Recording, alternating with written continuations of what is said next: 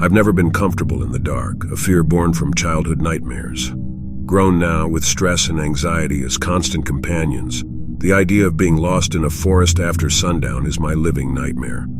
Yet this was the exact situation I found myself in. It was supposed to be a simple hike, a brief escape from the pressures of my failing business and crumbling marriage. But as the day wore on and the forest consumed the sun, my retreat became a terrifying ordeal. The forest, dubbed the Everwoods by locals, was vast and sinister.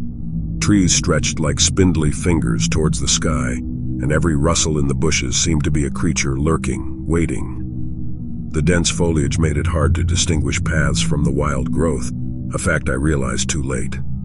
Alone and with no cell signal, panic rose in me like a tidal wave. I could feel the cold sweat running down my neck. My breath was hurried and my heart beat a frantic drum in my ears. I could almost hear my wife's reprimanding voice. Fancy risking your life when you have a family. Irresponsible as always. In desperation, I picked a direction, praying it would lead me to a way out. Night was falling faster than I could move, the encroaching darkness swallowing everything, echoing the abyss my life was turning into. As I trudged along, every snapping twig underfoot was a jolt to my senses. I tried to comfort myself with rational thoughts, but logic was a feeble shield against the growing dread. Soon, night had settled completely, a shroud making the already eerie woods terrifying.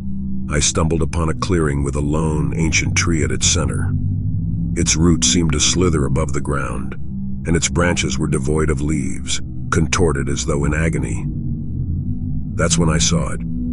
From the corner of my eye, a flicker of movement, a shadow that seemed deeper than the surrounding darkness, lurking among the twisted branches of the old tree. My blood ran cold. Every instinct screamed run, but my feet were rooted in terror. The shadow materialized into a form, horrifyingly familiar. It was me. Not just a reflection, but a twisted, grotesque version of myself. Its eyes were hollow, yet burning with a deep, unsettling anguish.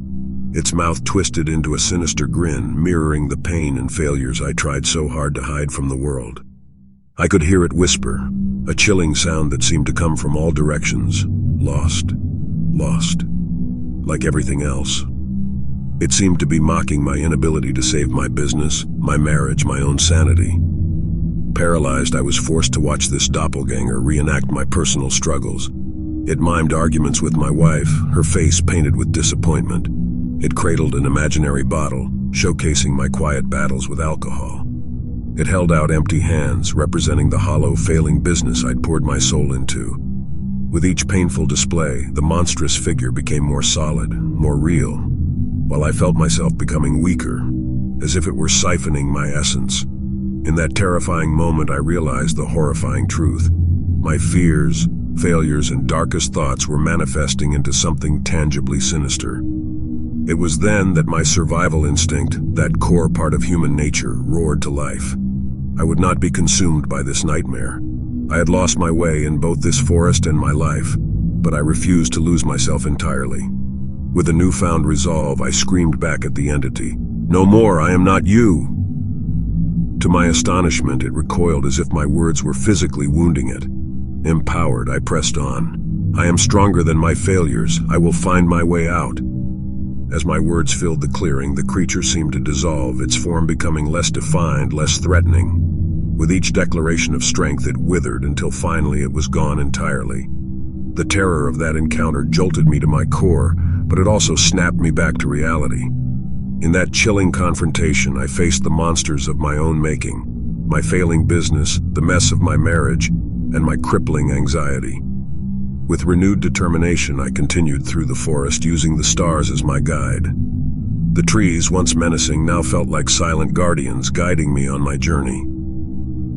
As I stepped into the early morning light, finally out of the Everwoods, I was not just free from the forest. I had started to free myself from my internal darkness as well.